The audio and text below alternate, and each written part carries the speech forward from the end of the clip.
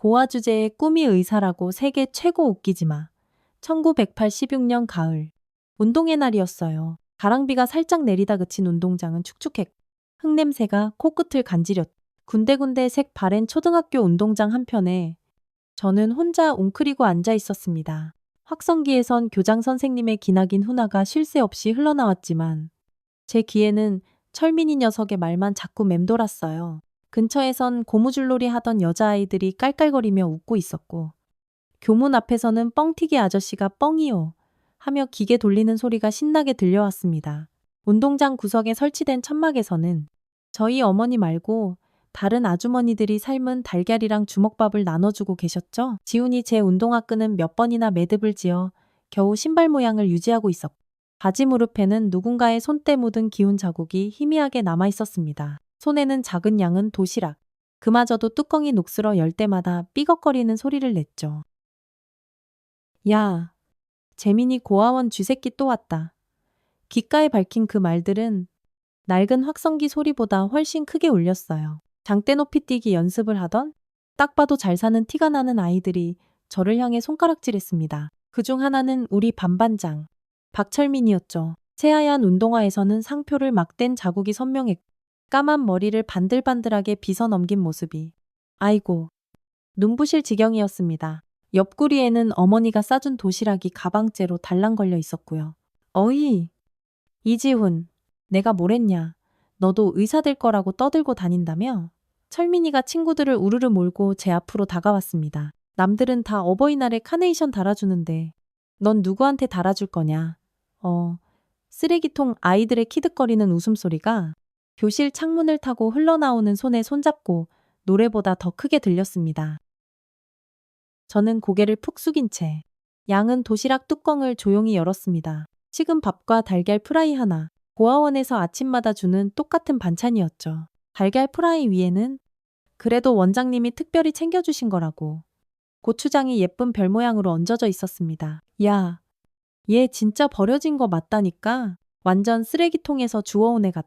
진짜 철민이가 발로 제 도시락을 툭 찼습니다. 달걀 프라이가 운동장 흙바닥에 힘없이 떨어졌죠. 노른자가 툭 터지며 흙과 뒤섞이는 모습이 꼭 제 마음처럼 더럽게 얼룩지는 것 같았습니다. 애써 예쁘게 만들어주신 별 모양 고추장이 흙바닥에 번지는 모습을 보는데 갑자기 목 안쪽이 뜨거워지는 것을 느꼈어요. 너 같은 건 세상에 필요 없어. 아무도 안 찾잖아. 그냥 쓰레기라고. 쓰레기 주먹을 꽉 쥐었습니다. 손톱이 손바닥을 파고들어 아팠지만 그보다 더 아픈 건 터질 듯한 가슴이었습니다. 이를 악물고 참았지만 결국 눈물이 핑 돌았죠. 절대 울지 않겠다고 다짐했는데도 목이 메어왔습니다. 야, 운다. 울어 고아 주제에 으이구. 철민이가 더 신이 나서 제 도시락을 발로 뻥 걷어찼습니다. 양은 도시락이 멀리 날아가 운동장 흙먼지를 풀썩 일으켰죠. 그 순간 참았던 분노가 폭발했습니다. 벌떡 일어나 철민이 녀석의 멱살을 잡으려는 바로 그 찰나 거기. 못들 하는 게냐. 단단한 군화 소리가 운동장을 울렸습니다. 우리 고아원 원장님이셨죠? 상위군인 출신의 원장님은 한쪽 다리를 조금 절뚝이며 걸어오셨습니다. 굵직한 손등에는 깊은 주름이 패어 있었고 까만 눈동자에는 엄한 빛이 서려 있었습니다. 어른 되어서 얼마나 잘 되나 보자. 지금 이런 행동 하나하나가 내 인생의 얼굴이 되는 거다. 원장님의 목소리는 낮았지만 단호했습니다. 아이들은 눈 깜짝할 사이에 뿔뿔이 흩어졌고 운동장엔 저와 원장님만 덩그러니 남았죠. 운동장 저 멀리서 달리기 시작을 알리는 총소리가 탕하고 울렸고 아이들의 함성이 바람에 실려왔습니다. 원장님은 땅에 떨어진 달걀 프라이를 조심스럽게 주워 휴지에 싸셨습니다. 그 거친 손등에는 깊은 주름이 패어 있었고 손가락 마디마디마다 세월의 흔적이 고스란히 새겨져 있었죠. 꿈이 뭐라고 했었니? 지훈아, 원장님이 물으셨습니다. 손수건으로 제 눈가를 쓱 닦아주시며 따뜻한 미소를 지으셨지요. 저는 목에 걸린 낡은 은목걸이를 만지작거리며 모기만 한 목소리로 대답했습니다. 세계 최고의 의사요. 제 목소리는 바람에 휙 날아가 버릴 것처럼 작았습니다. 하지만 원장님은 고개를 크게 끄덕이셨죠. 그래, 좋다. 아주 좋아. 세상이 너를 버렸다고 해서 네가 세상을 버리지는 마라. 원장님은 주머니에서 하얀 봉투 하나를 꺼내 보여주셨습니다. 봉투 앞면에는 깨끗한 만년필 글씨로 이지훈 귀하라고 적혀 있었습니다. 우리 원에 좋은 소식이 있구나. 아주 열심히 사는 5아이에게만 주어지는 특별한 기회란다. 따뜻한 눈빛으로 저를 바라보시며 말씀하셨습니다. 후원자가 생겼어? 그 말을 듣는 순간 가슴 한구석이 따뜻하게 녹아내리는 것을 느꼈습니다. 학교 운동장 저 멀리 페인트가 벗겨진 낡은 빨간 우체통이 눈에 들어왔습니다.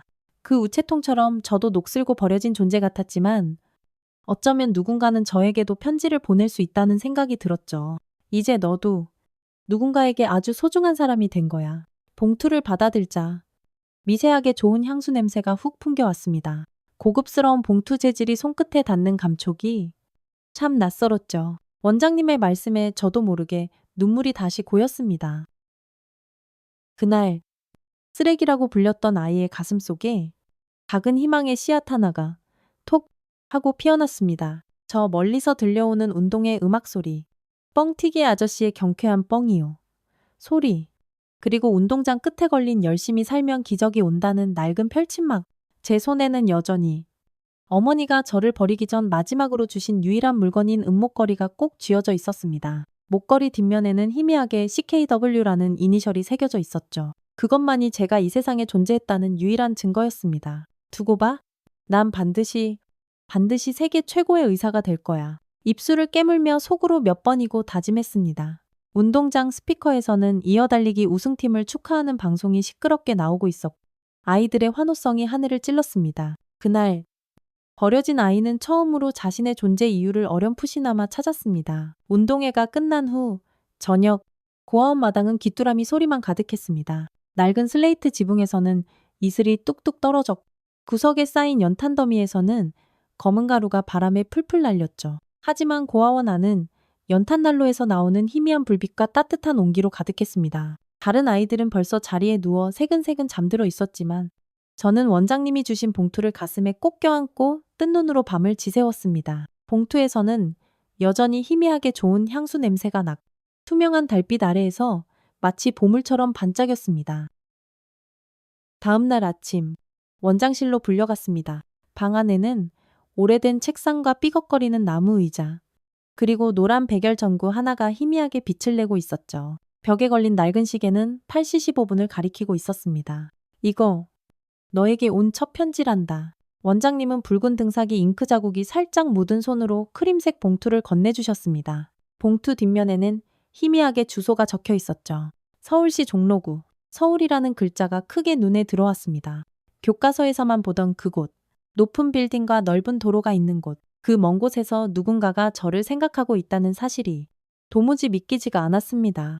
창밖으로는 아침 조회를 알리는 종소리가 댕댕 울렸고 고아원 아이들이 마당에 줄을 서는 소리가 웅성웅성 들렸습니다. 떨리는 손으로 봉투를 열었습니다. 역시나 가볍게 향수 냄새가 풍겼. 편지지는 고급스러웠고 검은 만년필로 쓴 글씨는 정성스러웠습니다. 글씨체는 마치 교과서에 나오는 글씨처럼 반듯했고 꾹꾹 눌러 쓴 필체에서 강인함 같은 것이 느껴졌습니다. 지훈에게 너의 이야기를 들었단다. 세계 최고의 의사가 되고 싶다고? 정말 멋진 꿈이구나. 나도 한때 그런 꿈이 있었지. 너는 이 세상에서 가장 소중한 아이란다. 네. 주변이 지금 조금 초라하다고 해서 내 가치가 떨어지는 건 절대 아니야. 넌 반드시 위대한 의사가 될 거야. 그걸 내가 어떻게 아냐고. 너를 처음 봤을 때 나는 알았단다. 너에게는 뭔가 특별한 게 있어. 이제부터 내가 네 뒤에서 조용히 지켜볼게. 그냥 키다리 아저씨라고 불러주렴. 읽고 또 읽었습니다. 한 글자. 한 글자가 가슴에 깊이 새겨지는 듯했죠. 너를 처음 봤을 때라는 구절이 특히 이상했습니다. 저를 본 적이 있다는 뜻일까요? 잠시 고개를 들어 창밖을 바라보았습니다. 고아원 담장 너머로 낡은 시골버스가 뿌연 먼지를 일으키며 지나갔고 아침 햇살이 창틀에 걸려 따뜻한 기운을 전해주었습니다. 자, 이제 답장을 써야지. 원장님이 모나미 볼펜 한 자루와 낡은 공책을 내밀었습니다. 볼펜은 이미 많이 사용해서 잉크가 희미하게 나와 끝부분이 살짝 닳아 있었죠. 책상 앞에 앉아 한참 동안 무엇을 써야 할지 고민했습니다. 창밖으로는 마당에서 고무줄놀이 하는 아이들의 웃음소리가 까르르 들려왔습니다. 저 멀리서는 누군가 철제 세숫대야에 물을 받는 소리가 촤아 들렸고 고아원 식당에서는 점심 준비를 위한 칼질 소리가 경쾌하게 탁탁탁 울렸습니다. 키다리 아저씨께 저는 이지훈입니다. 편지 정말 감사합니다. 아저씨가 저를 본 적이 있다고 하셨는데 혹시 언제 저를 만나신 건가요? 저는 정말로 의사가 될 겁니다. 아픈 사람들을 많이 돕고 싶어요. 우리 원장님도 다리가 불편하신데 언젠가 꼭 고쳐드리고 싶습니다. 아저씨는 어떤 분이신가요? 얼굴을 한번 뵙고 싶어요. 답장 기다리겠습니다. 이지훈 올림. 서툰 글씨였지만 한자 한자 정성껏 눌렀었습니다. 한글 맞춤법이 틀린 곳은 원장님이 살짝 고쳐주시기도 했죠. 답장을 다 쓴 후 원장님이 저를 고아원 입구로 데려가셨습니다. 그곳에는 페인트가 벗겨진 낡은 빨간 우체통이 여전히 서 있었죠. 비에 녹슨 철판은 마치 오랜 세월을 견뎌온 깊은 상처 같았습니다. 원래는 빨간색이었을 페인트는 군데군데 벗겨져 회색 금속이 드러나 있었고 우체함이라는 글씨는 희미하게 남아 겨우 읽을 수 있을 정도였습니다. 가끔 비가 새서 편지가 적기도 한단다. 원장님은 봉투를 2겹으로 싸라고 조언해 주셨. 여기에 넣으면 아저씨에게 잘 갈 거란다. 원장님의 말씀에 저는 조심스럽게 봉투를 우체통 안으로 쏙 넣었습니다. 철컥하는 소리와 함께 제 마음도 함께 들어간 것 같았죠. 그 순간만큼은 이 녹슨 우체통이 세상에서 가장 아름다운 물건으로 보였습니다. 원장님, 키다리 아저씨는 대체 어떤 분이세요? 궁금증을 참지 못하고 결국 물었습니다. 원장님은 잠시 먼 산을 바라보시더니 알 수 없는 미소를 지으셨습니다. 글쎄다. 내 인생은 네가 생각하는 것보다 훨씬 복잡하단다. 지훈아, 그 말이 무슨 뜻인지 당시에 저는 도저히 이해할 수 없었습니다. 원장님은 절룩거리는 걸음으로 천천히 사무실로 돌아가셨고 저는 우체통 앞에 한참 동안이나 멍하니 서 있었습니다. 이상하게도 우체통 표면이 따뜻하게 느껴졌죠. 그날 밤 고아원 이불에 누워 목에 걸린 은목걸이를 만졌습니다. 뒷면에 희미하게 새겨진 CKW라는 이니셜. 어머니가 준 것이라고만 생각했던 이 목걸이의 진짜 의미가 문득 궁금해졌죠. 달빛이 창문으로 스며들어와 희미하게 방안을 밝혔습니다. 옆자리에서는 다른 아이들의 고른 숨소리가 새근새근 들렸고 멀리서는 밤기차 소리가 간간이 끼익 하고 들려왔습니다. 다음 날부터 매달 정기적으로 편지가 오기 시작했습니다. 키다리 아저씨의 편지는 항상 따뜻했고 제게 큰 용기를 주었습니다. 가끔은 작은 선물도 함께 왔죠. 새 연필 몇 자루, 작은 동화책 한 권, 때로는 맛있는 과자도요. 과자 봉지를 뜯을 때마다 다른 아이들과 와르르 나눠 먹었고 그럴 때면 저도 잠시나마 인기 있는 아이가 되었습니다. 편지가 오는 날은 고아원에서 가장 행복한 날이었습니다. 창가에 앉아 편지를 읽으며 방 안으로 스며드는 따스한 햇살이 마치 키다리 아저씨의 따뜻한 미소 같다고 혼자 상상하곤 했죠. 하지만 가끔 그 편지를 읽을 때마다 묘한 감정이 들었습니다. 마치 아주 오래전부터 알고 지낸 사람의 목소리를 듣는 것 같은 느낌. 어디선가 들어본 듯한 그런 따뜻함이었어요. 그건 마치 아주 어릴 적 누군가 저를 포근히 안아주었던 기억 같았지만 그런 기억이 실제로 있었는지조차 확실치 않았습니다. 어느 편지에서 키다리 아저씨는 이렇게 적었습니다. 지훈아, 세상이 널 버렸다고 절대 생각하지 마라. 넌 결코 혼자가 아니란다. 키다리 아저씨의 편지 속 문장은 마치 마법 주문처럼 제 가슴에 깊이 새겨졌습니다. 고아원의 차가운 겨울밤, 타닥타닥 소리내며 타는 연탄난로 불빛 아래서 저는 그 편지를 보물처럼 소중히 간직했죠. 낡은 양철 상자에 모든 편지를 차곡차곡 모았고 잠들기 전에는 꼭 한 번씩 다시 읽었습니다. 또 다른 편지에서는 이런 구절도 있었습니다. 어둠 속에서도 희망을 보는 눈을 가져라. 내 목에 걸린 그 목걸이처럼 너의 과거와 미래는 보이지 않는 끈으로 연결되어 있단다. 목걸이와 과거라.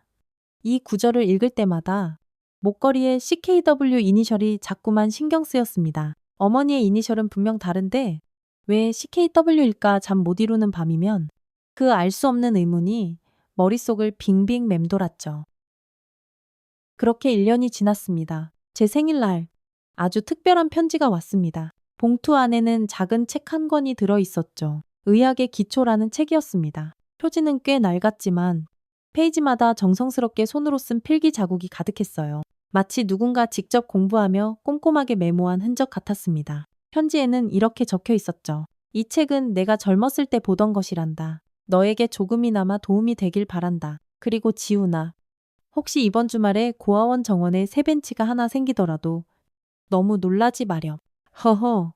주말이 되자 원장님이 정말 아무 예고도 없이 모든 아이들을 마당으로 불렀습니다. 그리고 거기에는 정말로 아주 멋진 새 나무 벤치가 놓여 있었죠. 벤치 한쪽에는 작게 CKW라는 이니셜이 새겨져 있었습니다. 그것을 발견한 순간 목걸이를 만지작거리던 제 손이 그대로 멈췄습니다. 똑같은 이니셜이라니 이게 단순한 우연일까요? 원장님은 빙그레 미소를 지으며 말씀하셨습니다. 이건 우리 원의 후원자께서 보내주신 아주 특별한 선물이란다. 앞으로 이 벤치에 앉아 많은 꿈을 꾸고 또 그 꿈을 이루길 바란다. 그날 저녁, 벤치에 홀로 앉아 있을 때였습니다. 고아원 담장 너머로 검은색 고급 승용차 한 대가 아주 천천히 지나가는 것이 보였습니다. 차창 너머로 희미하게 보인 어떤 남자의 실루엣. 그는 잠시 고아원 쪽을 물끄러미 바라보다가 이내 스르륵 사라졌죠. 가슴이 갑자기 쿵쾅쿵쾅 뛰기 시작했습니다. 혹시 그분이 키다리 아저씨였을까요? 그렇게 저는 처음으로 누군가에게 아주 특별한 존재가 되었습니다. 버려진 아이? 쓰레기 취급받던 소년의 마음속에 아주 작은 불씨 하나가 타오르기 시작했죠. 목걸이와 편지, 그리고 벤치의 이니셜. 이 모든 것이 어떤 거대한 비밀로 연결된 듯한 느낌이었습니다. 이제 제 마음속엔 단 하나의 뚜렷한 목표가 생겼습니다. 세계 최고의 의사가 되어 키다리 아저씨를 꼭 만나는 것. 그리고 이 목걸이에 숨겨진 비밀을 반드시 풀어내는 것. 그것이 제 삶의 이유가 되었습니다. 한밤중에 꿈을 꿨습니다. 그날의 기억이었죠. 지훈아, 엄마가 잠시만 너를 이모한테 맡길게. 응, 큰돈 얼른 벌어서 꼭 데리러 올게. 알았지? 1985년 겨울. 제가 8살 때였습니다. 칼바람이 매섭게 불던 어딘지 기억도 잘 나지 않는 시골 버스 정류장. 어머니는 머리에 하얀색 털실 머플러를 두르고 계셨죠. 버스 앞 유리창에는 서울, 대구라는 글씨가 희미하게 보였고 버스 옆구리에서는 짐칸이 쿵하고 열리는 소리가 들렸습니다. 입김이 하얗게 얼었던 그날, 어머니는 마지막으로 제 목에 은목걸이를 걸어주셨습니다. 이거 엄마랑 너를 이어주는 끈이야. 절대 잃어버리면 안 돼. 어머니의 손은 얼음장처럼 차가웠지만 눈빛만은 이상하리만치 따뜻했습니다. 그때는 미처 몰랐죠. 그것이 어머니의 마지막 거짓말이었다는 것을. 버스 배기구에서 뿜어져 나오는 매캐한 매연 냄새가 코를 찔렀고 버스 안내양 아줌마는 빨리 타세요. 빨리 하며 재촉했습니다. 정류장 근처 허름한 선술집에서는 돌아와요.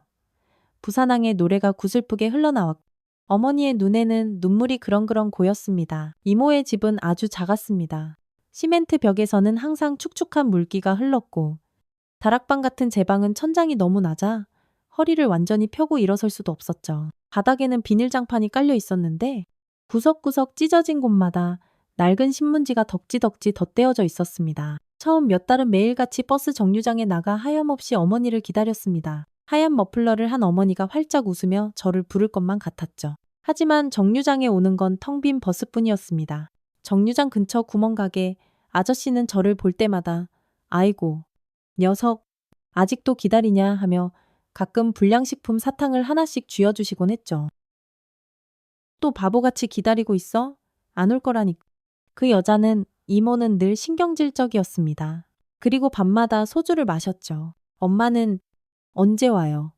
제가 물을 때마다 이모는 깊은 한숨만 푹 쉬었습니다. 그러다 어느 날 이모의 손에서 소주병이 미끄러져 바닥에 쨍그랑하고 깨졌습니다. 바닥에 흩어진 유리 조각처럼 이모의 얼마 남지 않았던 인내심도 산산조각 난 듯했죠. 큰돈 웃기지 말라 그래. 내 엄마. 좋은 남자 만나서 미국 갔다더라. 아주 외제차 타고 뻔질나게 다닌다던데 뭘.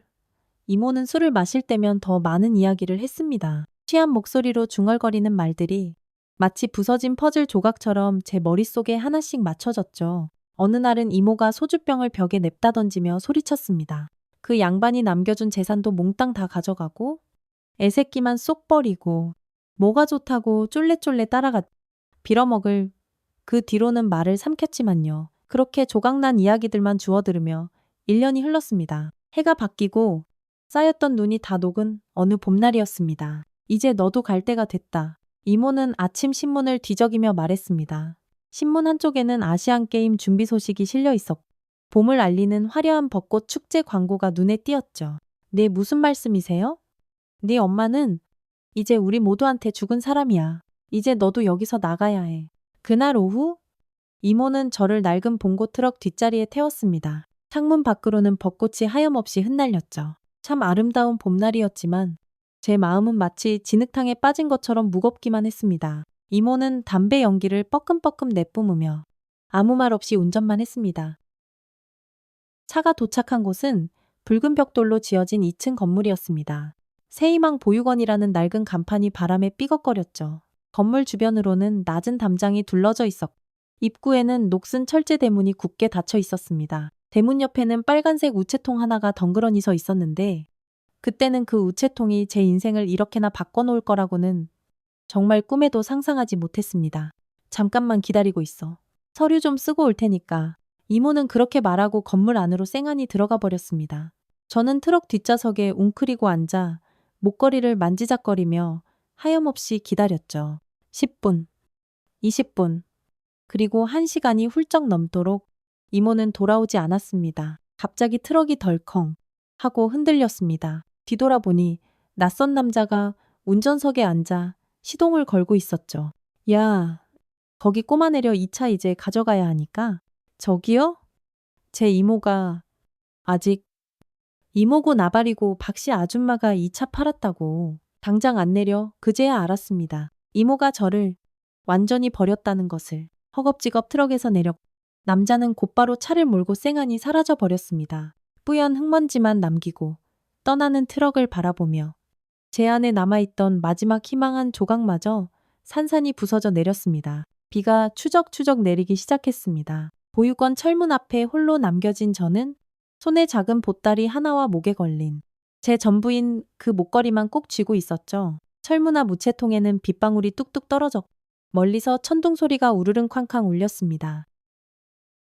그때 끼익 소리와 함께 문이 열리고 원장님이 나오셨습니다.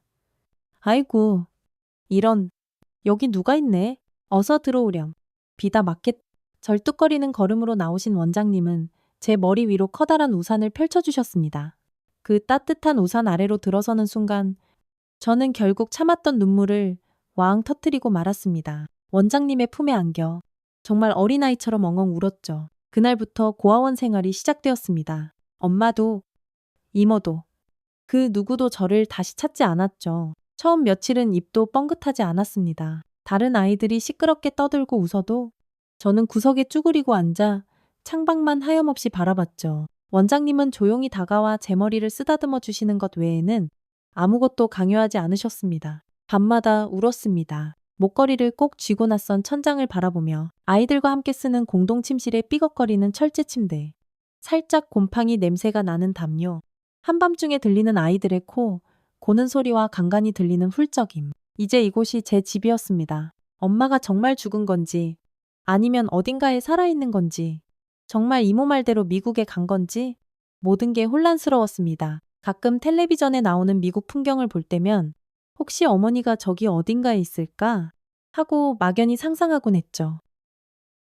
한 달쯤 후 고아원 대청소를 돕다가 원장님 책상 서랍에서 우연히 서류 하나를 보게 되었습니다. 제 입소 서류였죠. 보호자 없음. 인계자 이모 김미영 가명으로 추정. 현재 연락 두절. 특이사항 모친 행방불명. 부친불명. 그리고 맨 마지막에 아주 작은 글씨로 메모가 적혀 있었습니다. 입소 당일. 원 주변에 고급 승용차 목격됨. 지속적인 관찰 필요. 무슨 뜻인지 전혀 알 수 없었지만 그날 밤 저는 이상한 꿈을 꿨습니다. 까만 차에서 내리는 중절모를 쓴 어떤 남자가 저를 가만히 바라보는 꿈이었죠. 꿈에서 깨고 나서도 그 깊고 슬픈 눈빛이 너무나 선명하게 기억났습니다. 마치 아주 오래전부터 알고 있던 눈빛 같았죠. 다음 날 용기를 내어 원장님께 여쭤봤습니다. 원장님, 저희 엄마 정말 다시 안 돌아오실까요? 원장님은 깊은 한숨을 내쉬셨습니다.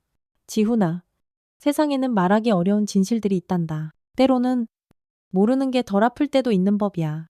그날 이후로 더 이상 어머니에 대해 묻지 않았습니다. 그저 목에 걸린 은목걸이만 꼭 쥐고 언젠가는 이 모든 것의 진짜 진실을 알게 될 날이 오리라. 그렇게 혼자 다짐했죠. 원장님의 특별한 배려로 학교에 다시 다니게 되었고 조금씩 말도 하기 시작했습니다. 시간이 흐를수록 어머니의 얼굴은 기억 속에서 희미해져 갔지만 그날의 기억만은 이상하리 많지 선명했습니다. 차가운 버스 정류장, 하얀 머플러, 그리고 마지막 약속. 큰돈 벌어서 꼭 데리러 올게. 하지만 10년이 넘도록 그 누구도 저를 찾아오지 않았습니다. 모두가 저를 버린 것 같은 이 세상에서 유일한 빛은 철민이의 괴롭힘을 단호하게 막아주셨던 원장님과 그 후 마법처럼 나타난 키다리 아저씨의 따뜻한 편지뿐이었죠. 어느 날 키다리 아저씨에게 용기를 내어 물었습니다. 아저씨, 혹시 제 부모님에 대해 아시는 것이 있으신가요? 돌아온 답장은 짧았습니다. 모든 진실은 때가 되면 자연스럽게 밝혀지는 법이란다. 지훈아, 지금은 그저 내 꿈을 향해 힘껏 달려가렴. 그 답장을 읽고 나서 목걸이에 CKW 이니셜이 더욱 신경 쓰였습니다. 분명 무언가 아주 중요한 단서가 숨겨져 있을 것만 같았죠. 그리고 원장님 서랍에서 우연히 봤던 그 메모. 고급 승용차 목격담. 이 모든 것이 서로 연결되어 있는 건 아닐까요? 고아원 창가에 앉아 멀리 보이는 지평선을 바라보며 언젠가는 이 모든 수수께끼가 풀릴 날이 올 것이라고 굳게 믿었습니다. 그리고 그 믿음은 저를 꿋꿋이 지탱하는 커다란 힘이 되었죠. 고등학교 3학년.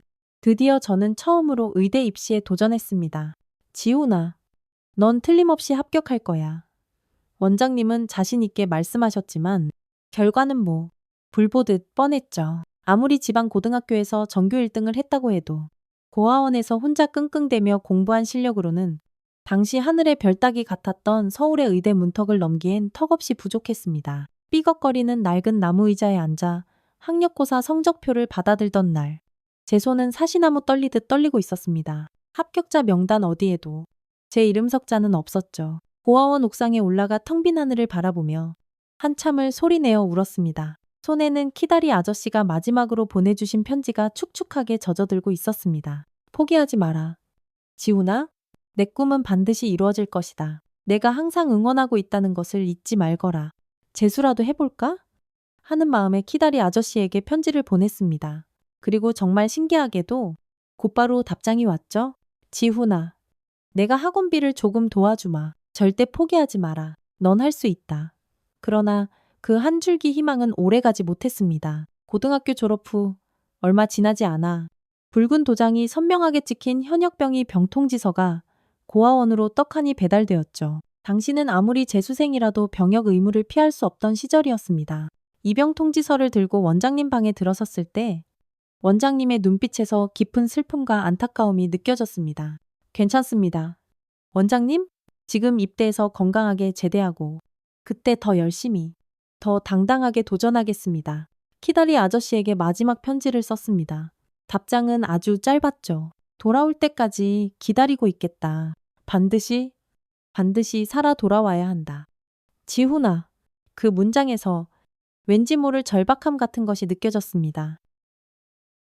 마치 제 생명 자체를 걱정하는 듯한, 당시에는 그저 격려의 말로만 생각했었지만요. 그렇게 1996년, 저는 강원도 최전방 22사단에서 빛나는 이등병 계급장을 달고 있었습니다. 살을 애는 듯한 칼바람이 몰아치던 영하 30도의 2월 어느 날이었습니다. 해가 꼴깍지고 칠흑 같은 어둠이 내린 저녁 6시.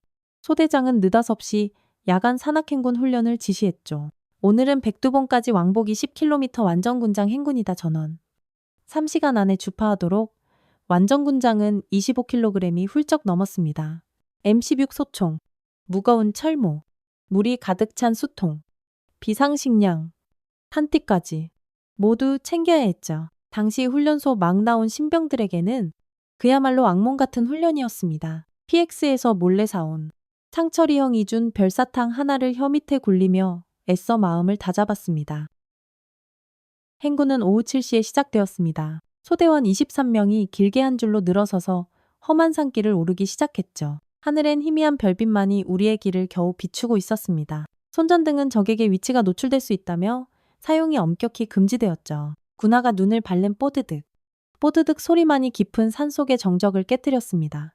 처음 한 시간은 그럭저럭 버틸만 했습니다. 고참들의 고함 소리도 이제는 제법 익숙해졌죠. 하지만 산 중턱을 지날 무렵 갑자기 앞이 보이지 않을 정도로 거센 눈보라가 몰아치기 시작했습니다.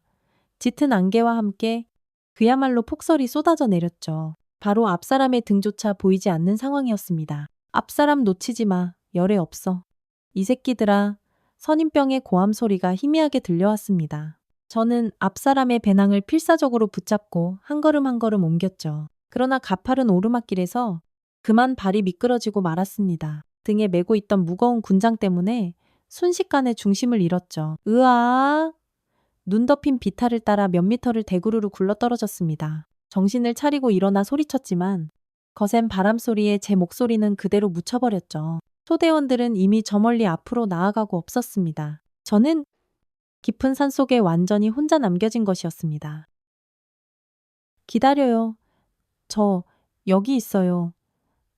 소리치며 그들이 간 방향으로 미친 듯이 뛰어갔지만 발자국은 이미 하얀 눈에 덮여 흔적조차 보이지 않았습니다. 산속에서 완전히 길을 잃은 것이었. 허리춤에 찬 차가운 군번줄을 만지작거렸습니다. 그 군번줄만이 지금 제 존재를 증명하는 유일한 물건 같았습니다. 눈은 점점 더 거세게 내렸고 기온은 급격히 떨어졌습니다. 군복 위로 하얀 눈이 소복이 쌓이기 시작했고 얼굴은 이미 아무런 감각이 없었죠. 아, 저체온증의 전조 증상이 나타나고 있었습니다. 손가락으로 양볼을 세게 문질러 봤지만 아무런 느낌이 없었습니다. 이러다 정말 죽겠구나. 처절한 공포가 온몸을 휘감았습니다. 하지만 바로 그때 문득 생각났죠. 훈련소에서 배웠던 생존법 바람을 피할 수 있는 곳을 찾고 최대한 보온을 유지하라. 눈을 부릅뜨고 주변을 살폈고 정말 운 좋게도 커다란 바위 아래 움푹 들어간 작은 공간을 발견했습니다. 그곳으로 기어들어가 몸을 최대한 웅크렸죠. 분화 속 발가락은 이미 감각이 없었고 얼굴은 딱딱하게 얼어붙은 듯 했습니다. 바람이 바위 틈으로 휘몰아칠 때마다 휘익, 휘익 하는 소리가 마치 누군가의 구슬픈 울음소리처럼 들렸습니다. 등의 진배낭에서 비상식량과 방수포를 꺼냈습니다. 손이 덜덜 떨려 제대로 펴지지도 않는 방수포를 몸에 둘러 딱딱한 비상식량을 억지로 입에 넣었죠. 뺨 위로 뜨거운 눈물이 주르륵 흘렀지만 그대로 얼어붙는 것 같았습니다. 체온이 급격히 떨어지고 있었습니다. 손가락은 이미 제멋대로 굳어가고 있었고 발은 아무런 감각이 없었죠. 스르르. 졸음이 밀려왔습니다. 저체온증 환자가 잠들면 그대로 영영 깨어나지 못한다는 것을 알고 있었지만 무거운 눈꺼풀이 저절로 감겼습니다. 안 돼 일어나야 해 살아야 한다고. 의식이 희미해지는 바로 그 순간 갑자기 제 가슴팍이 뜨겁게 느껴졌습니다. 군복 안주머니에 넣어둔 것이 생각났죠. 추위에 벌벌 떨리는 손으로 안주머니를 더듬었습니다. 심장 가까이에 소중히 품고 있던 두 가지 물건. 하나는 키다리 아저씨의 마지막 편지였고 다른 하나는 목에서 잠시 내려두었던 그 은목걸이였습니다. 그 순간 귓가에 어떤 목소리가 강하게 울렸습니다. 포기하지 마라. 지훈아. 낯설지만 어딘가 이상하게 익숙한 남자의 목소리였습니다. 환청이었을까요? 아니면 죽음 직전에 꾸는 헛된 환상이었을까요? 거센 바람 소리 사이로 또렷하게 들려오는 그 목소리는 너무나도 선명했습니다. 일어나. 지훈아 넌 반드시 세계 최고의 의사가 되어야 해. 그 소리에 저는 깜짝 놀라 번쩍 눈을 떴습니다. 살아야 한다는 강렬한 본능이 온몸을 뒤흔들었죠. 미친 듯이 몸을 문지르고 배낭 속 플라스틱 수통에 담긴 다행히 몸 가까이 두어 얼지 않은 물로 입을 축였습니다. 버텨야 해. 반드시 살아서 돌아가야 한다. 머릿속에서는 계속해서 그 신비로운 목소리가 울려 퍼졌습니다. 넌 결코 혼자가 아니다.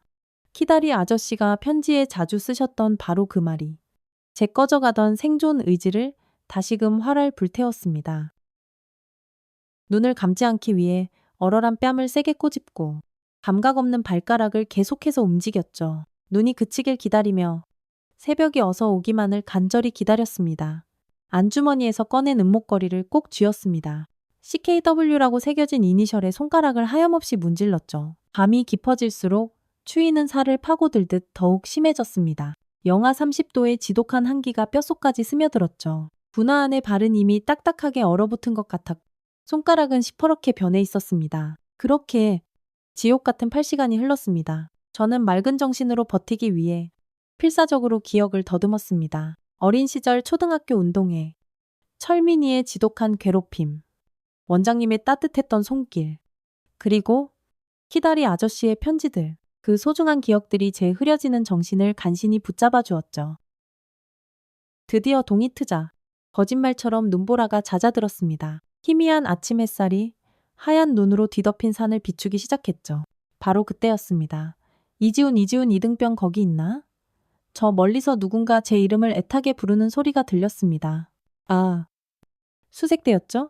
밤새 저를 찾아다녔던 것입니다. 여기요. 겨우 힘겹게 소리를 냈지만 목소리는 거의 나오지 않았습니다. 대신 수통으로 바위를 힘껏 두드렸죠. 탕탕탕 저기다 저 바위 아래 찾았다.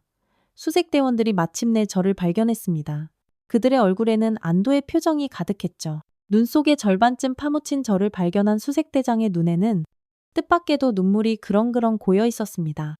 야, 이 녀석아 우리가 밤새 얼마나 찾았는지 알아. 입맛 나치근 선임병이 놀란 얼굴로 물었습니다. 저는 그저 희미하게 미소만 지을 뿐이었죠. 그들은 긴급 들것을 펼쳐 저를 조심스럽게 눕히고 두꺼운 방한 담요로 제 몸을 꽁꽁 감쌌습니다. 누군가 딱딱한 초콜릿 조각을 입에 넣어줘 뜨거운 보리차가 담긴 보온병을 건넸습니다. 병원으로 후송되는 앰뷸런스 안에서 군의관이 제 상태를 점검했습니다. 흰 가운을 입은 중년의 남자였죠. 그의 목에는 차가운 청진기가 걸려 있었고 주머니에서는 알싸한 소독약 냄새가 풍겼습니다. 중증 저체온증이군. 이런 상황에서 평균 생존율이 30%도 채 안 되는데 허허, 정말 기적적으로 살았어. 이 친구, 그 군의관의 목소리는 어딘가 이상하게 익숙했습니다. 어젯밤 그 절체절명의 순간에 제가 들었던 그 목소리와 아주 비슷했죠. 하지만 의식이 혼미한 상태라 확신할 수는 없었습니다. 닷새 후 군 병원에서 조금씩 회복 중일 때였습니다. 간호장교가 낡은 철제 트레이 위에 작은 봉투 하나를 올려놓았죠. 이지훈 일병, 당신에게 온 편지예요. 떨리는 손으로 봉투를 열었습니다. 키다리 아저씨의 편지였죠. 아니, 어떻게 제가 병원에 있다는 걸 아셨을까요?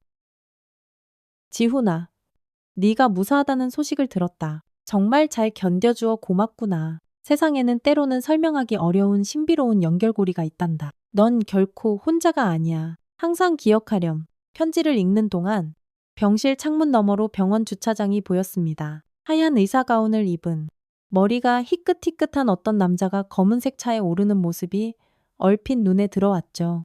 그는 잠시 병실 창문 쪽을 향해 고개를 들었고 그 순간 우리의 눈이 마주친 것 같았습니다. 낯선 듯 익숙한 깊고 따뜻한 눈빛이었죠. 하지만 그는 이내 차에 오르더니 스르륵 사라졌습니다. 검은색 세단에 몸을 실은 그는 대체 누구였을까요? 어쩌면 제 헛된 상상이었는지도 모르겠습니다. 손에 쥔 목걸이에 CKW 이니셜이 아침 햇살에 유난히 반짝였습니다. 그날 밤 저는 의무실에서 빌린 펜과 종이에 키다리 아저씨에게 제 인생에서 가장 중요한 결심을 적었습니다. 키다리 아저씨께 저는 죽음의 문턱에서 기적처럼 돌아왔습니다. 그때 들었던 아저씨의 목소리가 아직도 제 귓가에 생생하게 맴돕니다. 이번 일을 겪으며 제 인생의 목표가 더욱 뚜렷해졌습니다. 제대 후 반드시 의대에 가서 사람의 생명을 구하는 의사가 되겠습니다. 그것이 제게 주어진 소명이라고 생각합니다. 일주일 후 답장이 왔습니다. 아주 간결했지만 제 운명을 바꾸는 엄청난 내용이었죠. 지훈아, 네가 의사가 된다면 약속하마. 그때는 우리가 직접 만날 수 있도록 내가 너를 기다리고 있겠다.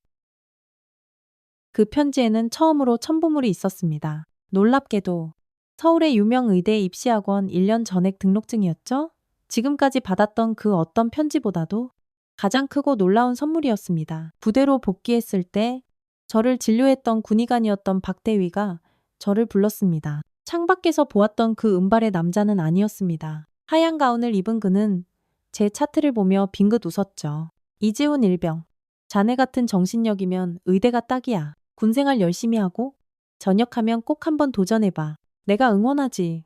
그 말에 큰 힘을 얻어 저는 남은 군생활 동안 틈틈이 의대 입시 준비를 했습니다. 보급받은 낡은 참고서로 밤늦게까지 공부했죠. 당직 없는 밤이면 내무반 구석에 쪼그리고 앉아 희미한 촛불 아래에서 수학 문제를 풀었습니다. 그렇게 저는 제대 후 바로 의대 입시에 재도전하기로 굳게 다짐했습니다. 키다리 아저씨와의 그 소중한 약속, 그리고 죽음의 문턱에서 들었던 그 신비로운 목소리를 반드시 지키기 위해서 말이죠.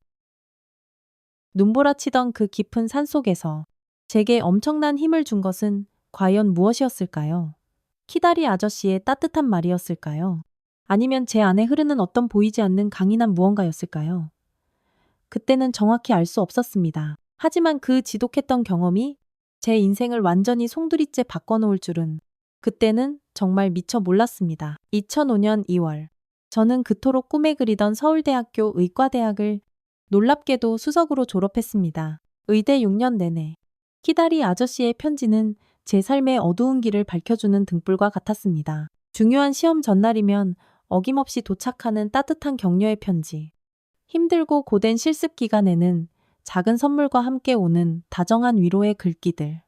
그 덕분에 단 한 번도 흔들리지 않고 오직 꿈을 향해 꿋꿋이 달려올 수 있었죠. 졸업식 날, 하얀 의사가운을 입고 서 있는 제 모습을 거울에 비춰보았습니다. 야윈 얼굴에 검은 눈 및 다크서클이 아주 선명했죠. 수없이 밤을 새우며 공부했던 치열했던 시간의 흔적이었습니다. 목에는 여전히 그 낡은 은목걸이가 빛나고 있었죠. 드디어 약속을 지켰습니다. 키다리 아저씨. 그날 밤, 저는 키다리 아저씨에게 졸업 소식을 알리는 감격의 참 편지를 썼습니다. 존경하는 키다리 아저씨께, 제가 드디어 의사가 되었습니다. 아저씨의 보이지 않는 도움이 없었다면 정말 불가능했을 일입니다. 진심으로 감사드립니다. 일주일 후 답장이 왔습니다. 정말 자랑스럽구나. 지훈아? 하지만 이제부터가 진짜 시작이란다. 앞으로 인턴 생활은 무척 고될 테지만 너라면 틀림없이 잘 해낼 수 있을 거야. 항상 응원한다.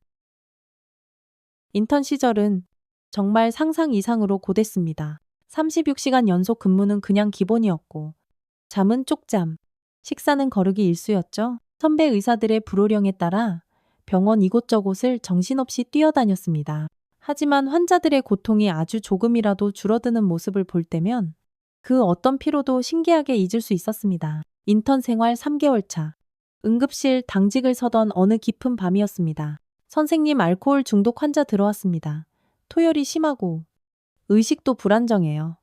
간호사의 다급한 말에 응급실로 숨이 턱에 차도록 달려갔습니다. 구토물에 뒤덮인 환자의 얼굴을 조심스럽게 닦아내는 순간 저는 숨이 멎는 것 같았습니다. 철민이 박철민 초등학교 시절. 제 도시락을 발로 뻥 찼던 바로 그 박철민이 지금 제 아분급실 침대에 축 늘어져 누워 있었습니다. 술에 잔뜩 절어 퉁퉁 부은 얼굴이었지만 그 날카로운 눈매만은 분명했죠. 제 기억 속 반짝이는 새 운동화를 신고 깔끔한 교복에 명찰을 달았던 부잣집 도련님은 이제는 때에 절은 낡은 작업복에 시멘트 가루가 묻은 거친 손을 가진 초라한 일용직 노동자가 되어 있었습니다. 위세척 준비하세요. 혈액검사 결과랑 간 수치 바로 확인해 주시고요. 애써 침착하게 지시를 내렸습니다. 환자는 철민이는 저를 알아보지 못했죠. 알코올성 간경화와 위궤양이 아주 심각한 상태였습니다. 그의 너덜너덜한 차트를 들여다보니 박철민, 28세, 직업 일용직, 보호자 없음이라고 적혀 있었습니다. 응급처치 후 병실에 입원시키고 그의 침대 옆에 가만히 앉았습니다. 나중에 알고 보니 철민이네 가족은 IMF 때 완전히 몰락했고 아버지는 절망 속에서 스스로 목숨을 끊으셨으며 어머니는 집을 나가셨다고 했습니다. 철민이는 다니던 대학도 중퇴한 채 건설 현장을 전전하며 매일 술로 하루하루를 버티고 있었던 것이었죠. 박철민 씨, 기억나세요? 저희 초등학교 때 같은 반이었는데 그제서야 그는 흐릿한 눈으로 저를 자세히 쳐다보았습니다. 그의 눈동자가 심하게 흔들리더니 이내 얼굴이 새하얗게 질렸죠. 지훈, 네가 왜? 목소리는 잔뜩 쉬어 있었지만 그 눈빛만은 또렷했습니다. 그의 눈에서 깊은 후회와 견딜 수 없는 부끄러움, 그리고 모든 것을 포기한 듯한 체념이 복잡하게 뒤섞여 비쳤습니다. 미안하다. 지훈아, 정말 미안해. 내가 그때는 더 이상 말을 잇지 못하는 그의 거친 손을 가만히 잡았습니다. 괜찮아. 이제 다 지난 일이잖아. 그런데 내간 상태가 생각보다 아주 이대로 가면 정말 얼마 못 살 수도 있어. 내가 치료를 좀 도와주고 철민아. 그의 눈에서 뜨거운 눈물이 주르륵 흘러내렸습니다. 수치심에 고개를 돌렸지만 제 손은 철민이의 손을 더욱 단단히 쥐었습니다. 운동장에서 네가 내 도시락을 발로 뻥 찼던 것처럼 나도 네 엉망인 인생을 한번 시원하게 걷어차주고 싶었는지도 모르지. 하지만 이번엔 괜찮은 위로 한 방으로 대신할게. 철민아, 우리 한번 제대로 살아보자.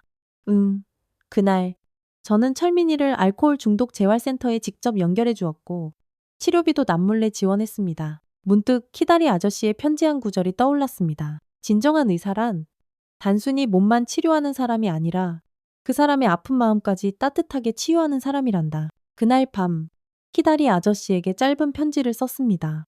오늘 누군가에게 저도 아주 작은 키다리 아저씨가 되어주기 시작했습니다. 인턴을 마치고 저는 흉부외과 레지던트가 되었습니다. 그 후 4년 동안 하루에 평균 4시간 이상 제대로 자본 적이 거의 없었죠. 하지만 그 치열했던 시간 동안 저는 마침내 제 평생의 전문 분야를 찾았습니다.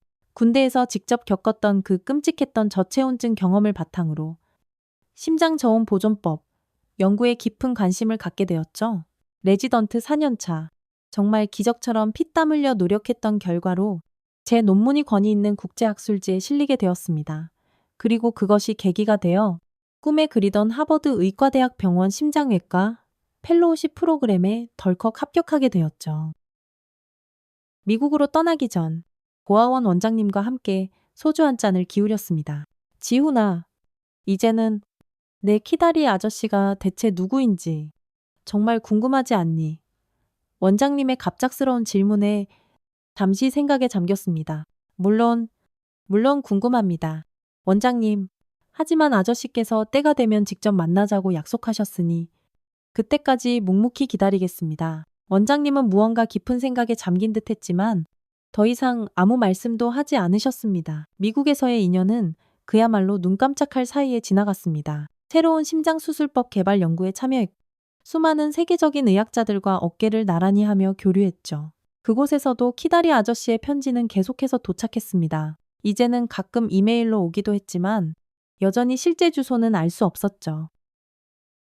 2020년 저는 마침내 서울대학교 병원 흉부외과 임상조교수로 당당히 부임했습니다. 귀국 후 첫 번째로 시작한 프로젝트는 바로 저소득층 어린이 무료 심장수술 봉사였죠. 일명 키다리 아저씨 프로젝트라고 이름 붙였습니다. 매달 형편이 어려운 5명의 어린이에게 무료로 심장 수술을 해주는 프로그램이었습니다. 이 프로젝트가 언론의 주목을 받기 시작했고 점차 국제적인 관심도 받게 되었습니다. 2년 동안 100명이 넘는 국내외 어린이들의 소중한 심장을 고쳐주었고 그중에는 머나먼 북한에서 온 어린이도 있었죠. 그리고 마침내 세계의학협회가 주최하는 올해의 의사상 최종 후보에 오르게 되었습니다.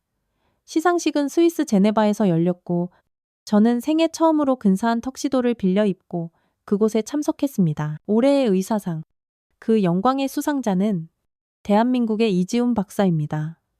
우레와 같은 박수 소리에 이끌려 단상으로 천천히 올라갔습니다. 세계 각국의 저명한 의학계 인사들이 모두 모인 이 자리에서 제 이름이 자랑스럽게 호명되는 순간이었습니다. 마이크 앞에 서자 문득 아주 오래전 초등학교 운동장이 떠올랐습니다. 흙바닥에 처참하게 떨어졌던 달걀 프라이. 온갖 놀림과 웃음거리가 되었던 그 볼품없던 소년이 지금 바로 여기 이렇게 서 있다는 사실이 도무지 믿기지가 않았습니다. 목에 걸린 낡은 은목걸이를 조심스럽게 꺼내 들었습니다. 이 목걸이는 제 어머니가 아닌 제 인생의 어떤 특별한 분께서 제게 주신 유일한 유산입니다. 그분은 저의 영원한 키다리 아저씨이자 제 인생의 가장 큰 은인이십니다. 그분 덕분에 제가 오늘 이 자리에 이렇게 서 있을 수 있었습니다. 이 영광스러운 상을 그분께 진심으로 바칩니다. 다음 날 주요 의학 저널 표지에는 제 사진과 함께 고아에서 세계적인 의사로 한국의 기적을 일군 이지훈 박사라는 커다란 헤드라인이 실렸습니다. 기자들은 제 키다리 아저씨가 대체 누구인지 무척 궁금해했지만 저 역시 그분의 정확한 정체를 알지 못했기에 그저 미소만 지을 뿐이었죠. 국내 언론에서도 연일 크게 보도되었고 현대판 키다리 아저씨와 고아 출신 의사의 감동적인 이야기는 많은 이들에게 깊은 울림과 감동을 주었습니다. 텔레비전 인터뷰에서 목걸이 이야기를 하자 방송국에 수백 통의 편지가 쇄도했다고 합니다. 그 중에는 저와 비슷한 경험을 가진 고아 출신들의 편지도 있었고 자신도 누군가의 키다리 아저씨가 되고 싶다는 따뜻한 마음을 가진 사람들의 편지도 있었죠. 수상 후 귀국한 날 서울대학교 병원 로비에는 이지훈 교수 세계 최고의 의사로 인정받다라는 커다란 현수막이 자랑스럽게 걸려 있었습니다. 동료 교수진과 간호사들의 뜨거운 박수 속에 병원으로 들어서는데 문득 눈에 익은 얼굴 하나가 보였습니다. 아, 철민이었습니다. 이제는 아주 깨끗한 정장 차림이었고 맑고 건강한 눈빛을 되찾은 모습이었. 그의 손에는 커다란 꽃다발이 들려 있었습니다. 지훈아, 아니, 이 교수님 정말 진심으로 축하드립니다. 그는 약간 쑥스러운 듯 커다란 꽃다발을 제게 내밀었습니다. 재활치료 후 완전히 새 출발을 했다고 합니다. 이제는 어엿한 건설 현장 안전관리자로 일하고 있다고 했죠. 정말 내 덕분에 다시 태어났지? 고맙다. 친구야, 우리는 로비 한쪽에 있는 작은 카페에서 커피를 마시며 정말 오랜만에 이런저런 대화를 나누었습니다.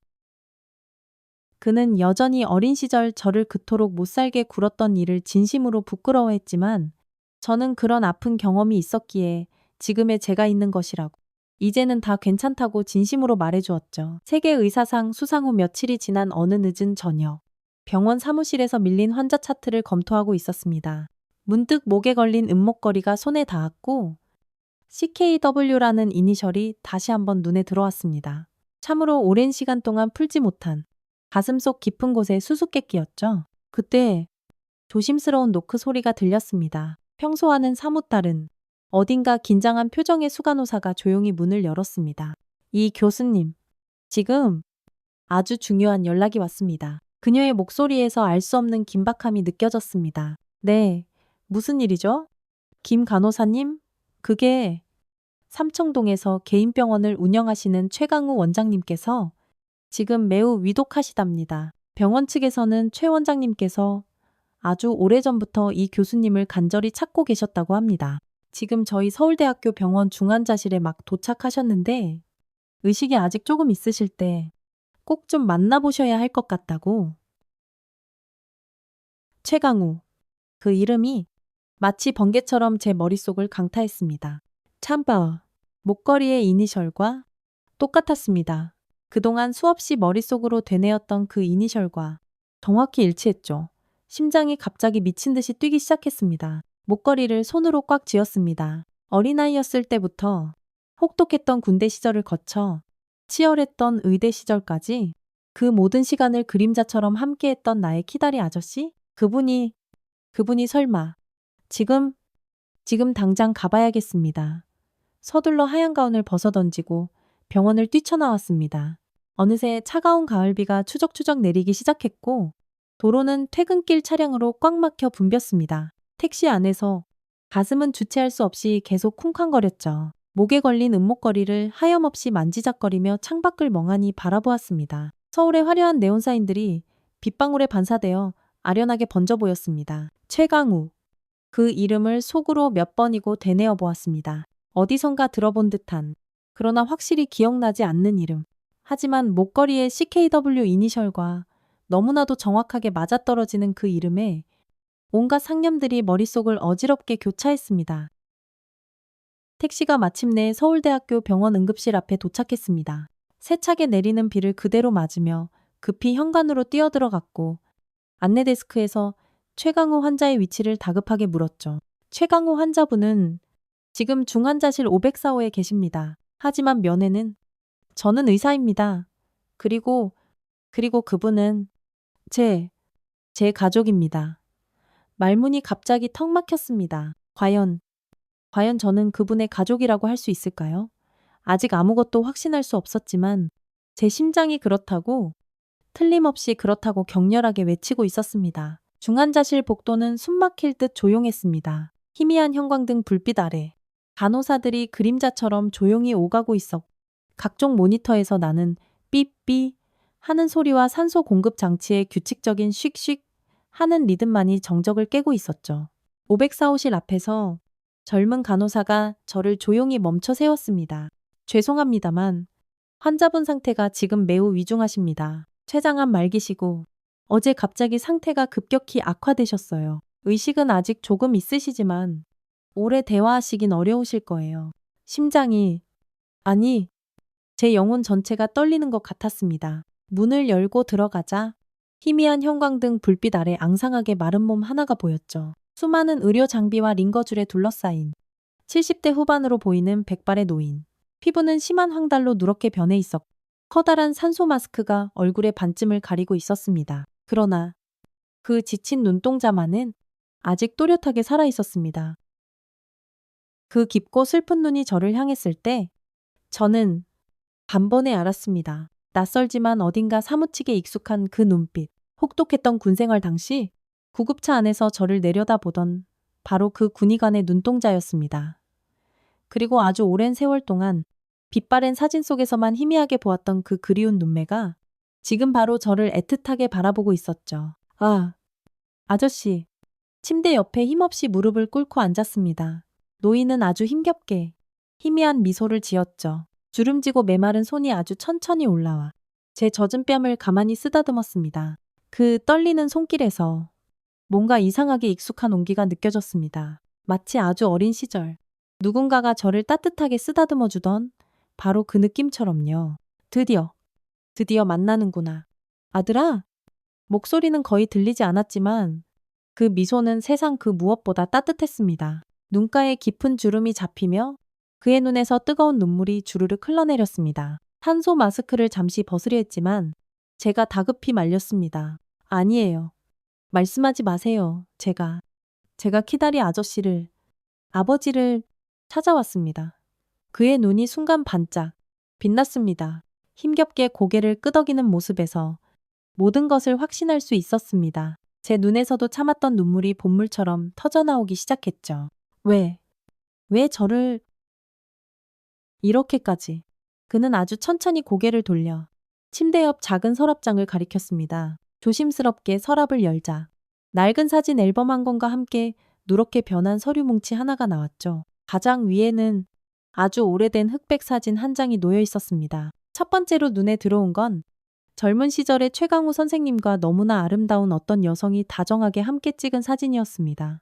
그 여성의 품에는 이제 막 태어난 듯한 갓난아기가 평화롭게 안겨 있었죠. 그 아이는 바로 저였습니다. 이게 대체 사진을 떨리는 손으로 뒤집자 뒷면에 희미한 글씨로 1978년 사랑하는 지훈이와 함께라고 적혀 있었습니다. 심장이 그대로 멎는 듯 했습니다. 최강우 선생님이 아주 힘겹게 입을 열었습니다. 지훈아, 나는 네 아버지였단다. 법적으로는 하지만 심장이 정말 그대로 멎는 듯 했습니다. 숨을 제대로 쉴 수가 없었죠. 지독한 어지러움이 밀려왔고 세상 모든 것이 아주 천천히 돌아가는 기분이었습니다. 하지만 너는 내 핏줄이 아니었어. 선생님은 아주 천천히, 정말 아주 천천히 모든 것을 이야기해 주셨습니다. 한마디 한마디 말씀하실 때마다 산소포화도 수치가 뚝뚝 떨어져. 간호사가 2번이나 다급하게 들어왔었지만 그는 기어코 끝까지 모든 이야기를 마치셨죠. 1976년 선생님은 제 어머니와 결혼했습니다. 당시 장래가 촉망되던 젊은 의사였던 그는 누구보다 행복한 가정을 꿈꿨습니다. 그러나 결혼 생활 1년 후 어머니는 다른 남자와 깊은 관계를 맺었고 그 사이에서 저를 임신했던 것이었죠. 네, 어머니는 내게 네가 내 아이라고 그렇게 속였어. 아이를 낳아 키우던 중 친자 검사 결과를 우연히 알게 된 아버지. 아니, 최강우 선생님은 엄청난 배신감에 결국 이혼을 결정했습니다. 하지만 당시 법원은 어머니에게 일방적으로 유리한 판결을 내렸고 어머니는 거액의 위자료와 재산분할금을 받게 되었죠. 내 어머니는 그 돈으로 미국으로 훌쩍 떠나버렸. 그리고 너를 내 이모라는 여자에게 맡겼지. 그 후 어머니는 미국에서 곧바로 재혼했고 이모는 결국 저를 키우다 지쳐 고아원에 버렸던 것입니다. 나는 그 모든 사실을 알고 있었다. 하지만 그 엄청난 배신감에 어떻게 해야 할지 도무지 알 수가 없었어. 최강우 선생님은 제가 고아원에 버려진 후 남몰래 고아원과 연락하며 키다리 아저씨가 되어 저를 후원해 주었다고 합니다. 법적으로는 더 이상 아버지가 아니었지만 마음속으로는 항상 저를 진짜 아들로 생각했다고요. 네가 의사가 되길 간절히 바랐. 너에게는 나를 닮은 그 재능이 있다고. 나는 처음부터 알았으니까 원장님을 통해 고아원 아이들 중 5명을 남몰래 후원했고 그중 저는 유독 특별했답니다. 저를 처음 본 바로 그 순간 알았다고 했습니다. 제 절망 어린 눈빛 속에서 언젠가는 빛날 의사의 자질을 보았다고 그렇게 힘겹게 말씀하셨죠? 간호사가 조용히 들어와 선생님의 상태를 체크하며 제게 나지막이 속삭였습니다. 선생님, 시간이 정말 얼마 없으세요. 제 손에는 여전히 그 낡은 앨범이 들려 있었습니다. 한 장 한 장 넘겨보니 거기엔 정말 놀라운 것들이 가득 담겨 있었죠. 제 아주 어린 시절 사진들, 고아원 행사 때 저 멀리서 몰래 찍은 듯한 제 모습들, 심지어 초등학교 운동회 때의 장면도 있었습니다. 아버지는 항상 그렇게 그림자처럼 저를 바로 곁에서 지켜보고 있었던 것이었습니다. 앨범 마지막 페이지에는 제 의과대학 합격 통지서 사본이 정성스럽게 붙어 있었습니다. 그리고 그 옆에는 아버지의 떨리는 필체로 쓴 짧은 메모. 내 아들 지훈이가 드디어 해냈다. 눈물이 왈칵 쏟아졌습니다. 앨범 아래에는 또 다른 충격적인 것이 놓여 있었습니다. 낡은 은행 통장이었죠. 그건 모두 네게 주려고. 내가 평생 모아둔 거란다. 20년 동안 아주 조금씩 통장에는 정말 믿을 수 없는 액수가 찍혀 있었습니다. 키다리 아저씨는 제 아버지는 평생을 아주 검소하게 살며 오직 저를 위해 이 엄청난 재산을 모으셨던 것입니다. 제가 그동안 받았던 모든 후원금의 출처가 바로 이분이었습니다. 아버지. 저는 목이 꽉 메어 더 이상 말을 잇지 못했습니다.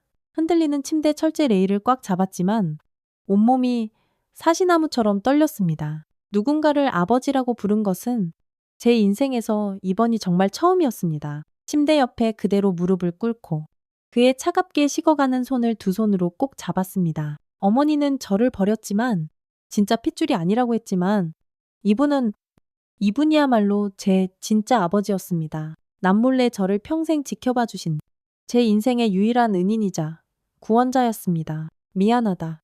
아들아. 진작 만났어야 했는데 아니에요. 아버지가 제 곁에 계셨다는 것만으로도 저는 정말 행복해요. 아버지는 아주 힘겹게 그러나 세상에서 가장 평온한 미소를 지으셨습니다. 그때 그의 흐릿해진 눈이 잠시 침대 옆 서랍을 향했습니다. 저는 다시 서랍을 열어 거기서 빛바랜 편지 한 통을 발견했죠. 사랑하는 내 아들 지훈에게 네가 이 편지를 읽게 될 때쯤이면 나는 더 이상 이 세상에 없겠지? 사실은 네 생모가 얼마 전에 나에게 연락을 해왔단다. 지금 심한 병에 걸려 죽기 전에 너를 꼭 한번 만나고 싶어 한다더구나.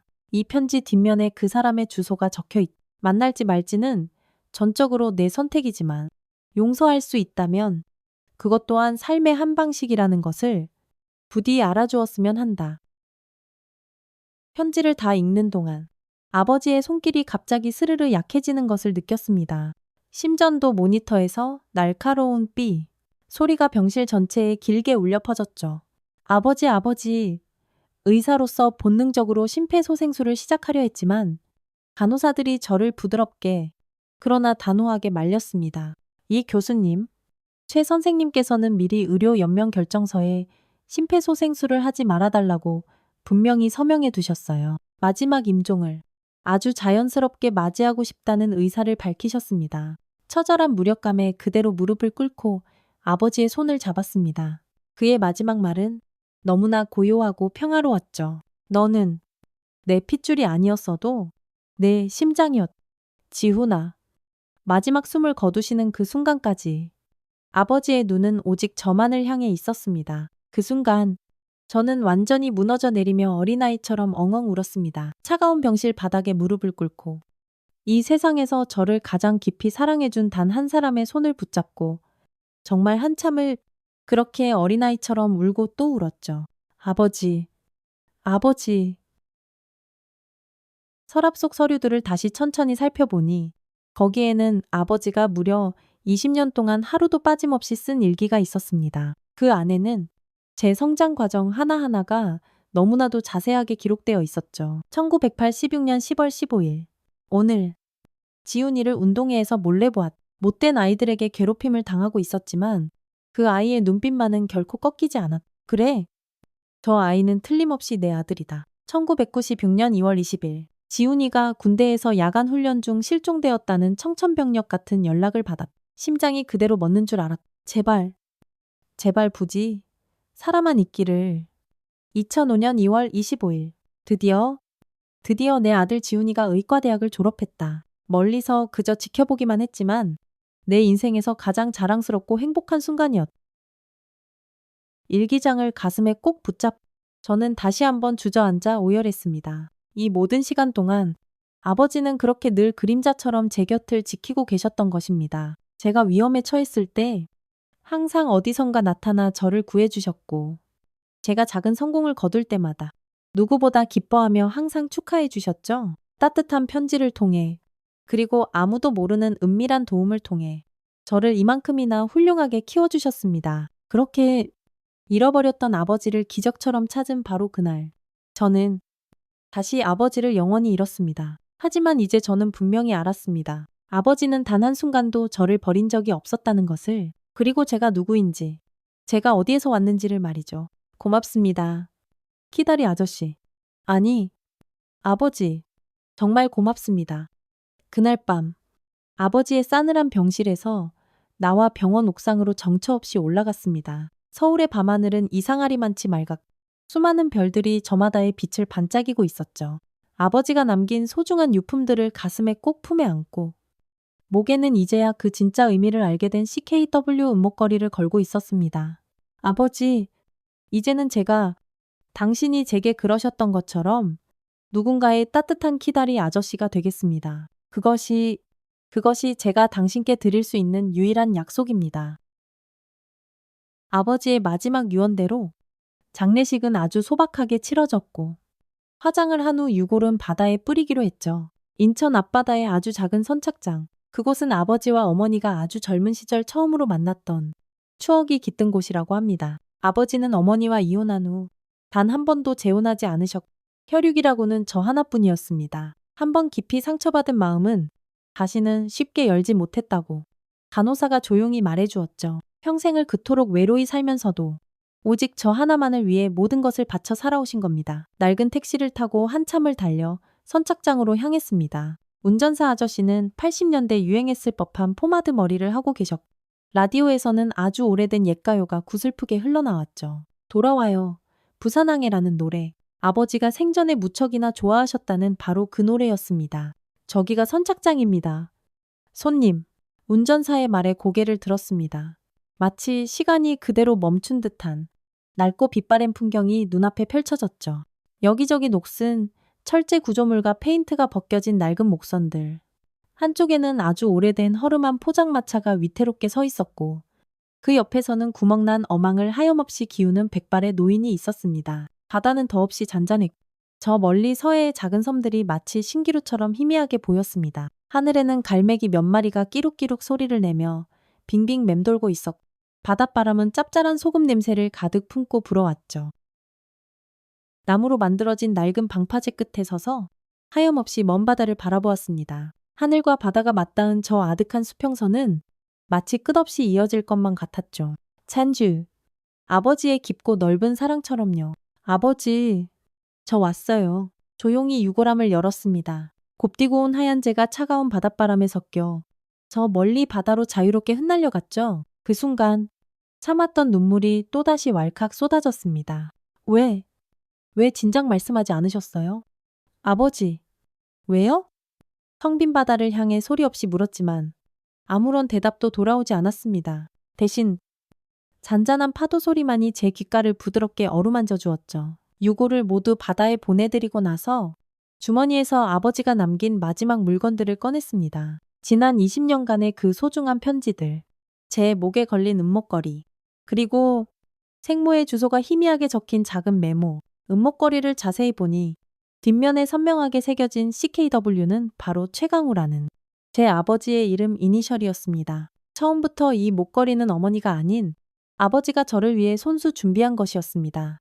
제 탄생을 기뻐하며 미리 준비해두었던, 그러나 끝내 전해주지 못했던 가슴 아픈 선물. 세찬 바람이 불자 옷깃이 사정없이 흩날렸습니다. 문득 아주 어린 시절 고아원 앞에 외로이 서 있던 그 낡은 우체통이 생각났죠. 그 녹슬고 페인트가 다 벗겨진 초라한 우체통을 통해 제가 아버지와 이렇게나 깊이 연결되어 있었다는 사실이 새삼 믿기지 않았습니다. 선착장을 떠나기 전 근처에 있는 아주 오래된 포장마차에 잠시 들렀습니다. 마치 80년대에서 시간이 멈춘 듯한 이곳은 정말 변한 게 하나도 없어 보였죠. 빛바랜 낡은 간판, 여기저기 찢어진 비닐 천막, 삐걱거리는 낡은 나무 의자. 뭐 드릴까요? 총각 포장마차 주인 할머니가 무심하게 물으셨습니다. 소주. 소주 한 병만 주세요. 소주를 따르는 소리가 유난히 크게 귓가에 울렸습니다. 아버지의 빈잔에도 한 잔 가득 따랐죠. 허허, 누구 좋은 데라도 보내셨나 봐? 할머니가 물으셨습니다. 제 빨갛게 충혈된 눈을 보셨던 걸까요? 네. 아버지를요. 아이고, 참 안 됐네. 살아계실 때 효도 많이 했어요. 그 말에 가슴이 정말 갈기갈기 찢어지는 듯 했습니다. 단 한 번도 제대로 된 효도 한 번 하지 못했죠. 아버지는 저를 그저 키다리 아저씨로만 만나시고 진짜 아버지로서는 단 하루도 함께하지 못하셨으니까요. 아니요. 저는 아무것 괜찮아요. 아버지는 다 알고 계실 거예요. 총각. 할머니의 투박하지만 따뜻한 위로에 묵묵히 소주잔을 비웠습니다. 쓰디쓴 소주 맛이 타는 듯한 목구멍을 타고 아프게 내려갔죠. 포장마차를 나와 서울로 돌아가는 낡은 시외버스에 무거운 몸을 실었습니다. 창밖으로 하염없이 펼쳐지는 서해안의 쓸쓸한 풍경이 마치 굴곡 많았던 제 인생처럼 느껴졌습니다. 구불구불 이어진 해안선, 때로는 거칠게 몰아치고 때로는 더없이 잔잔한 바다, 그리고 그 모든 것을 말없이 비추는 언제나 그 자리에 떠있는 태양. 주머니 속에 들어있는 생모의 주소가 적힌 종이가 유난히 무겁게 만나야 할까요? 과연 용서할 수 있을까요? 아직은 아무것도 잘 모르겠습니다. 하지만 언젠가는 그 굳게 닫힌 문도 한번 조심스럽게 열어볼 생각입니다. 아버지께서 마지막으로 용서를 말씀하셨으니까요. 서울로 돌아온 그날 저녁, 저는 곧장 제가 자랐던 그 고아원으로 향했습니다. 건물은 예쁘게 새로 단장되어 있었지만 마당 한가운데 서 있는 커다란 느티나무와 낡은 담장은 옛 모습 그대로였죠. 그리고 놀랍게도 그 낡고 낡은 빨간 우체통은 여전히 바로 그 자리에 변함없이 서 있었습니다. 어머, 이 교수님 어서 오세요. 원장님은 오래전에 은퇴하셨고 이제는 젊고 인자해 보이는 다른 분이 고아원을 새로 운영하고 계셨습니다. 서로 반갑게 인사를 나누고 난 후 저는 우체통 앞에 한참 동안이나 가만히 서 있었습니다. 아주 오래전 떨리는 손으로 처음으로 편지를 붙이던 어린 시절의 제 모습이 아련하게 떠올랐습니다. 그때는 정말 몰랐죠. 그 작은 편지 한 통이 이토록 길고 험난한 여정의 시작이 될 줄은 말이죠.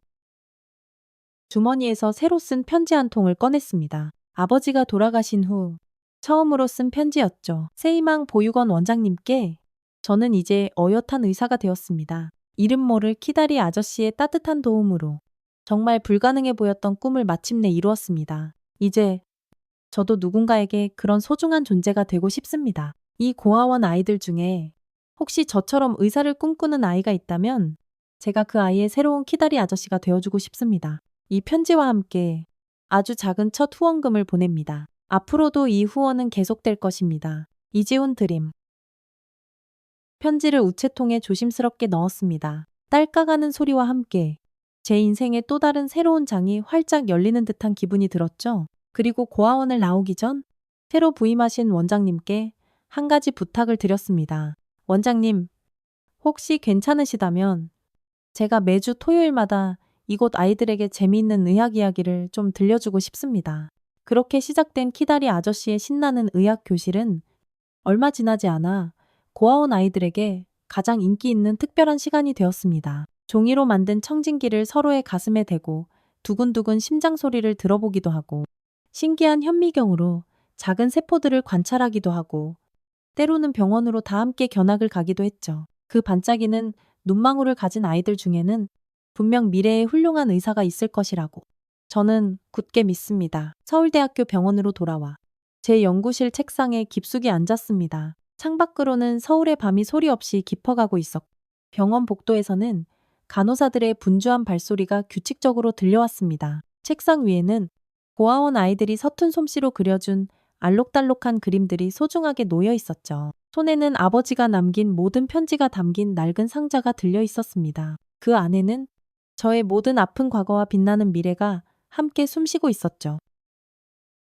어두운 밤길을 천천히 걸으며 하늘 가득한 별들을 하염없이 바라보았습니다. 저 멀리 어딘가에 아버지가 계시다면 지금 이 순간에도 저를 따뜻하게 지켜보고 계실까요? 생모의 주소가 적힌 종이를 다시 한번 가만히 들여다보았습니다. 만남이든 용서든 그것은 아마도 내일의 이야기가 될 것입니다. 오늘은 오직 아버지만을 생각하고 싶었습니다. 아버지, 사랑합니다. 피보다 진한 당신의 그 위대한 사랑. 평생 절대 잊지 않겠습니다. 밤하늘에 조용히 속삭이듯 말했습니다. 어디선가 시원한 바람이 살짝 불어와 제 눈가에 마르지 않은 눈물을 부드럽게 닦아주었. 지금 저는 누군가의 새로운 키다리 아저씨가 되어 아버지께 받은 그 크고 깊은 사랑을 또 다른 누군가에게 열심히 전하고 있습니다. 아버지가 제게 그러셨듯이 저도 이제 누군가의 어두운 인생길을 밝혀주는 작지만 따뜻한 빛이 되고자 합니다. 이것이 바로 저의 이야기입니다. 세상에 버림받았지만 결국 다시 뜨겁게 사랑받은 한 아이의 이야기. 핏줄은 아니었지만 세상 그 누구보다 깊은 심장으로 연결되었던 한 아버지와 아들의 가슴 뭉클한 이야기. 어쩌면 이것이 이 세상에서 가장 아름다운 사랑의 형태가 아닐까요? 결국 핏줄보다 더 진한 것은 마음으로 깊이 흐르는 사랑이었습니다. 오늘 이야기가 마음에 드셨다면 좋아요와 구독, 그리고 알람 설정까지 꼭 잊지 마세요. 여러분의 따뜻한 댓글 하나하나가 저에게는 정말 큰 힘이 된답니다. 감사합니다.